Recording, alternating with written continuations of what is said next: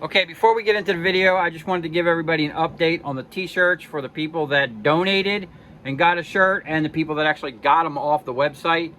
There was a slight delay, and it's 100% my fault. I ordered the wrong label. Well, I bought the wrong label maker in store, and I actually had to return it. It wasn't big enough. It was like a 2x3, and what I needed was like 4x6. My fault.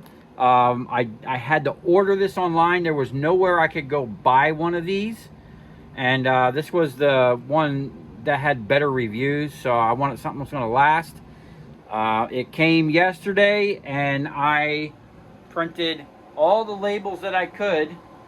That's literally everybody except for a couple, actually all of the international. So I was having issues with trying to print the labels for the international people, and I've been on the phone with GoDaddy for like literally hours trying to figure it out.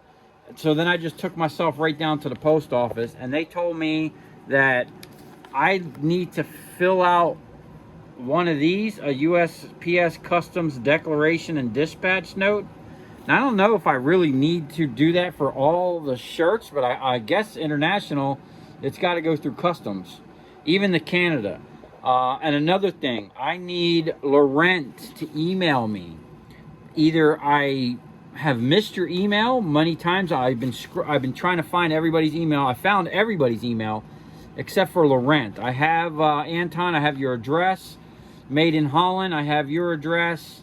And Super Rashid, I have your address. Those four people, I'm going to have to go and pay the postage at the UPS and fill this form out, I guess. I don't know why the website was telling me that I could just print the labels if I have to do this. I don't know why it's not giving me the option. I'm going to be looking into that more, because I'm sure there's plenty of people that ship shirts all over, and I can't see having to hand fill one of these out every time. I don't know, but I'm gonna do that this time just to get these in the mail. The post office is open for half a day tomorrow, so first thing, as soon as they open at 9 a.m., I will be putting all of that's already paid postage ready to go. But I still have to do these ones here and fill this stuff out. But I don't have Laurent. I'm gonna look again tonight. You're in two different spots. I don't have an email from you. Email me, projectshopfl@gmail.com. I thought I had everybody's information. I've just been double checking and triple checking to make sure everybody gets their stuff. Now, on the second stream, the J Water and Copperman, I'm gonna ship your shirts tomorrow. I don't have the ingot ready. I'm gonna actually pour you guys another ingot. So you're actually gonna get two ingots. The one that you saw me pour the first night, and then I'm gonna make a video with a modified ingot maker with a lid on it. And you'll be the first ones to get like the finished products. But that's probably not gonna happen until midweek. So I'll probably have those shipped out by the end of next week. I apologize for that. It's a lot going on. This was a whole ordeal. And my office is a mess, but I have all the stuff in stock now. All the labels, all the stuff to ship, stickers, cards. We have shirts everywhere from medium all the way up to 5X, okay?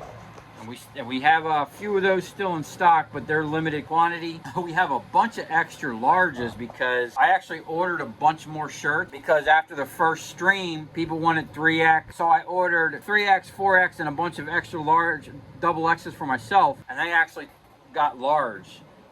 So we have a bunch more large in inventory. If you guys, you know, you're a large, hit up the website, projectshopfl.com. Get yourself a t-shirt. Get yourself a sticker.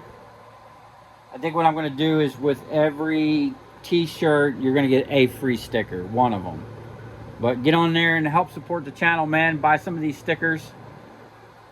These shirts are high quality, made in USA. I just started a Facebook page. So when you guys get your shirts, Man, take some pictures with you guys wearing them. Send them to me. I'll post them on the page. I'd like to see them out and about. Put your stickers on stuff. I'd like to see them on some equipment. We can post it on there. If you guys are other YouTubers, put the stickers on something. Send me your YouTube channel. I'll promote the channel on there. We're gonna get back on Facebook and start pushing on there as well. And we're gonna get this streamlined in here because this is a mess right now. I have a little desk I want to put in here, and I'm gonna put some shelves up and get rid of my. I'm gonna take the inversion table and I'm gonna do something different with the green screen. Just kind of make this space work a little better. I had to get a shear to cut down the stickers come in these big packs. So I had to get this cool little shear. Works great.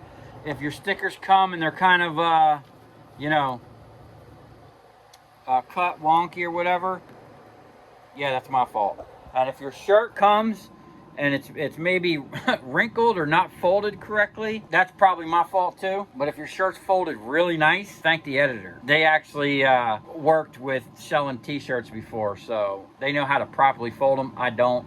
I have one of those t-shirt folding doohickeys coming, so it'll be a little bit more professional. But this whole setup was a whole learning curve, a whole bunch of time and a whole bunch of money, but it's a stepping stone for me to start working on selling other things as well. And you're not going to get high quality made in the USA shirts through the programs that YouTube offers. I could have had it so easy just sending, I could have just sent this to those YouTube Shopify's or whatever, and they would have plastered it on anything and everything. But most likely the shirt's not going to be made in America. I can almost guarantee you that. And who knows where it's being printed and shipped from. But I'm sure they would have had a lot easier dealings doing the international shipping. But hey, we like to do it the hard way around here. So go check out the website, projectshopfl.com. Get yourself a t-shirt. Now that I know how I got it dialed in, if I get your invoice today, I can have your shirt in the mail tomorrow. And that was kind of my goal from the beginning, but unfortunately, there were a couple setbacks. The first setback was I only had up to 2X shirts. After the first stream, I needed 3X, so I wound up ordering 4X. And then after the second stream, I needed a 5X. So now we have all the X's and all the shirts, I think, except for small. Next order, we'll get some small shirts in case anyone wants one for their kids. But I appreciate your patience. I appreciate everybody that donated on the stream. There'll actually be more updates on that. I'm gonna get out there and do an update video when I go deliver them money, and we'll show you what's going on over there and what they're actually building. He really appreciates everything. I really appreciate it. I hope you guys are gonna like your shirts. I'm pretty sure you are. I like them. And on that note, let's get to the live action. So today on Project Shop, we have some massive electrical gear. We got a huge panel, got some copper nuggets in there. We have a, I think this is an automatic disconnect or transfer switch for a generator and some type of panel. And then we have 3 giant commercial grade transformers. Now, unfortunately, they're aluminum, so we're just going to be pulling the case off and sending the transformer as iron aluminum. So I actually have to go get some t-shirts. My shipment is in, and I got to have my phone repaired. So I'm going to step out, and we're going to let Oliver take this apart. Oliver's actually going to college to become an electrician. He's done, what'd you say you did, residential so far? He's on summer vacation right now. He's about to get into commercial. So I figured I'll let him deal with all this commercial stuff and let him get some experience of tearing into this stuff and getting familiar with it. Maybe it'll help him out in his schooling. I don't know, but we're gonna let him tear into it. So I'm going to leave. I'm gonna put a time lapse on and let him have at it and kind of learn the trade, I guess. There's some copper nuggets in here. Interesting, they had some soft, look like SO cable. So I'll just kind of tell him what we want to go and how far we're going to take this, and then let him have some fun.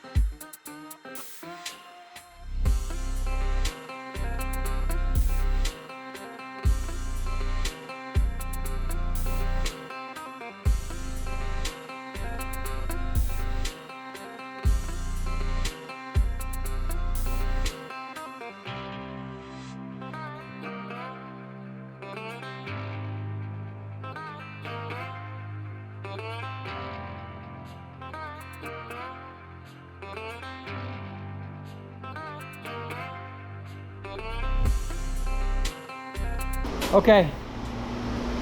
Oliver did a great job. He picked these things clean, man. There ain't a lick of copper in there. Now, what do you got down here, dude? And then you got copper on the floor. This is silver coated copper, dude. Hell no, man. I told you, you gotta learn to use that magnet. Check this out.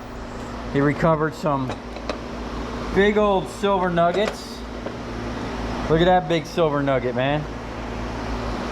These are massive contacts. He did a pretty good job of getting this stuff apart. Still a little bit more to clean this up, but he did some serious micro scrapping over here. He went in deep. Inside here, that's copper. You got to peel that plastic off of there. He saved these. Some of these breakers are probably good. That's a 200 amp breaker. Ugh, can't even move it. Probably some good silver in there. Bunch of little nuggets we got to recover yet. Some weight. And he got the bus bar from the panel. That's some nice weight. So we'll get all this cleaned up a little bit more. There's more copper down in here. Got to figure out how to pull that out. That might just be pressed in there. Yeah, so there was a nice little nugget of copper in there. He did a good job. He went all the way down to this board. Now, I'm going to assume this is like a low grade board, if not a no grade board. I'm not sure, but he cut the wires a little short on this, unfortunately. Full wave rectified pulse duty only. Red leads push coil, black leads pull coil. Interesting. 208, 240 volt AC. So I would have probably had to look at that. And that's probably what this board is. This was probably the rectifier. And then we got a bunch of little copper here, number 2. We'll go through all this.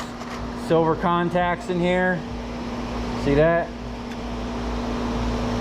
We'll save them. I'm pretty sure I have a bunch of them.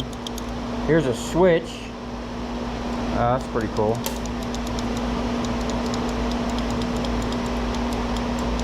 This is probably what, like on that other one I showed in another video, this is probably what swaps the polarity back and forth as this thing does its little cycle.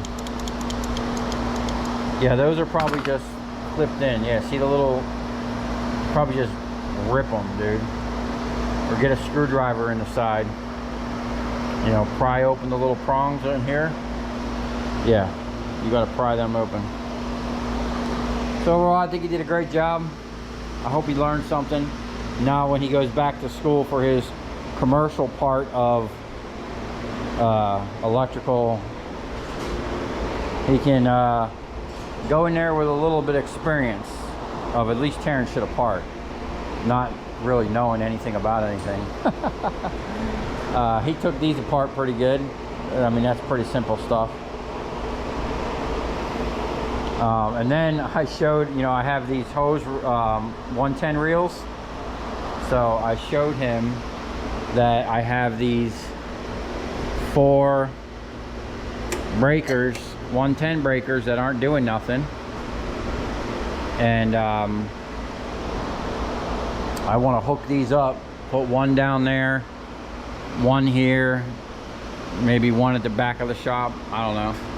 So we got 110 up on the reels, and I'm not always looking for like extension cords. And then I showed him what I wanted to use and how to do it, and then his first thing was, yeah, that's not code. So before he even graduates, we're gonna get him to do some uncodely things. But since we have, you know, an almost certified electrician in the house, we'll be somewhat safe. And yeah, because he was already looking at this, saying how wrong this is and how sketchy that is. So anyway, we're gonna we got some more copper to recover right here. It's all like micro scrapping, man. He's gonna be a good micro scrapper. He was tearing down this stuff down to the little bits. So we'll get this cleaned up a little bit more and see what kind of copper we recovered out of this.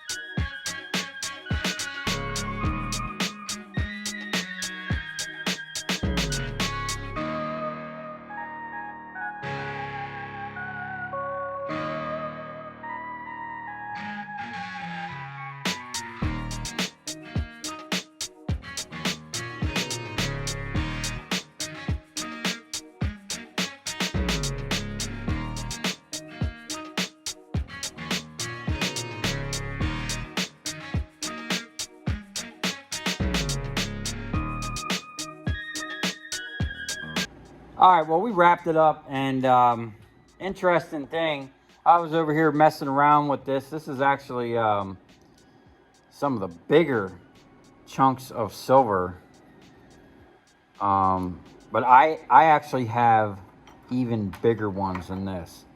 I have a bunch of these somewhere in a drawer or in a jar or something that I've been saving. But then I had a buddy of mine come in here. He's a generator guy, and one of these units that Oliver took apart was a backup transfer switch for a generator. So when the power goes out, this thing automatically kicks over to your generator. And he was telling me that these lugs, that I should save them and put them online, clean. Some of them are really clean. I have literally milk crates full of this stuff somewhere. I do save the really nice ones. He said even the ones with the little corrosion, just spray some cleaner on there, make sure the threads are good. And, you know, some of these, he said, like, you know, they sell them for like $50 at Gray Bar. I could probably sell that for $10 or $15 used. And being that that's probably, I mean, it's probably over a pound. Let's see. I mean, this probably isn't even worth $1 in scrap. 1.10 at 65 cents a pound, so that's not even $1. So if I could get $10 for that, selling online, and he said these are, I actually gave him a couple while he was here. Good guy to keep happy. I actually have to go pick up some monster generators from dude. So stay tuned for that.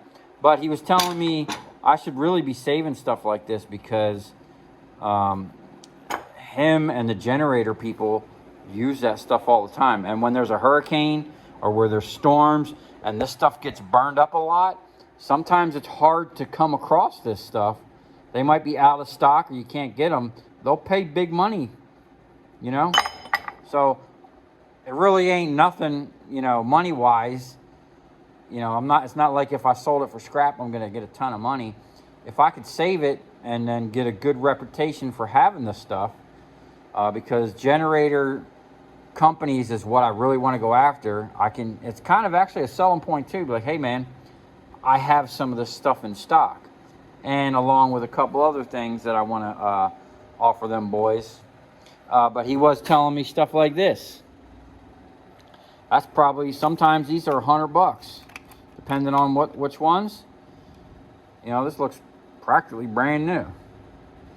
And being that they came off of like a transfer switch that's not used that much, you know, it practically is brand new. So we'll save these. We'll see what they go for online used. And we're going to start a whole page on the website for stuff. He even said stuff like this, man. Sometimes people will buy them, man, if they need them. So not so much like these pieces, because these are like specific, random.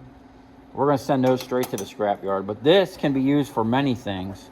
So yeah, stay tuned for all that. Oh, and Best Arc, we'll do a video on that. Sent me a welder. I'm already kind of disappointed I haven't even fired it up. But I do have a broken press right now that needs some welding, so it'll be a good test. See if their little 110 welder that they sent me is actually worth it or not. And then check this out. Someone gave me all this heavy, I mean, that's some pretty stout steel. I think it's actually thicker than the frame. I don't know if y'all remember, I was telling you I need to make a guide for that to go up and down, so it only can go up and down in a certain way. Well, look, the scrap gods have provided me with all the heavy duty angle that I could possibly need to reinforce the press so that that thing's not moving all around and doing weird stuff. One of my customers had it laying outside and he's like, hey man, if you want it, just take it. So I'm really stoked about that. Hopefully we can get on that project in the next week and get that dialed in. I have a couple big generators coming, so we want to get that thing dialed in, and we are going to make a new blade. I'm just going to keep that one as a backup. I don't want to damage that one anymore. And then I'm going to work on the monster blade. Matter of fact, I might have enough track here. I'm gonna see all the long pieces if I'm gonna have enough. I mean, I guess I could weld them together. I can butt weld them together. Matter of fact, this is great. This is the framework I need to make the biggest guillotine splitter ever. I mean, I don't know if they make a bigger one than what I want to make, but literally mine's going to be almost literally that wide. Those big transformers, I got a couple out front. So these big giant transformers, we ain't gonna mess with these. These are aluminum.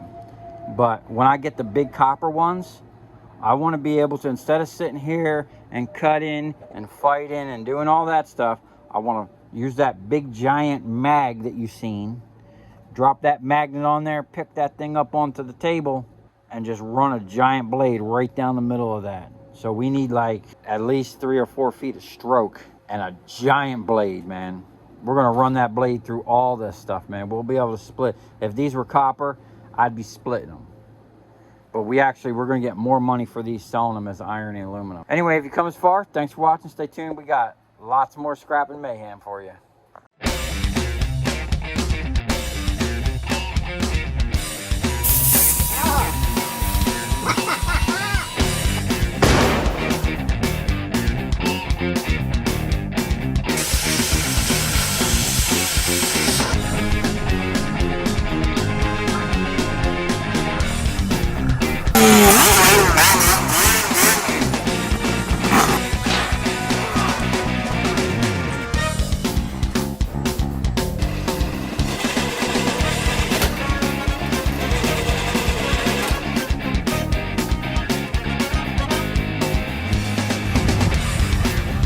I'll tell you where we're going, right to the scrap yard.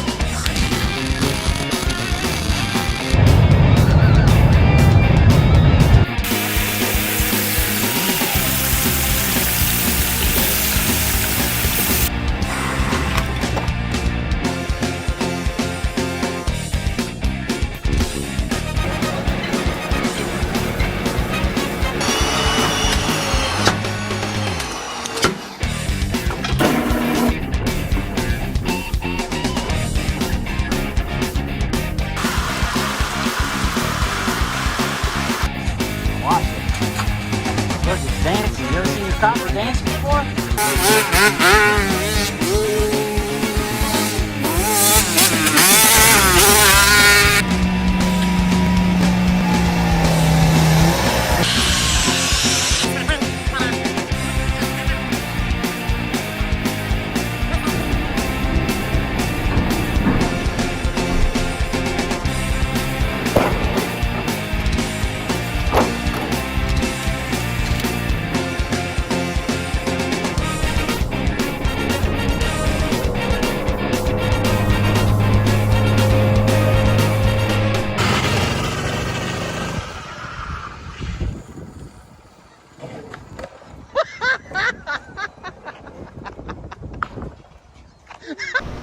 so basically,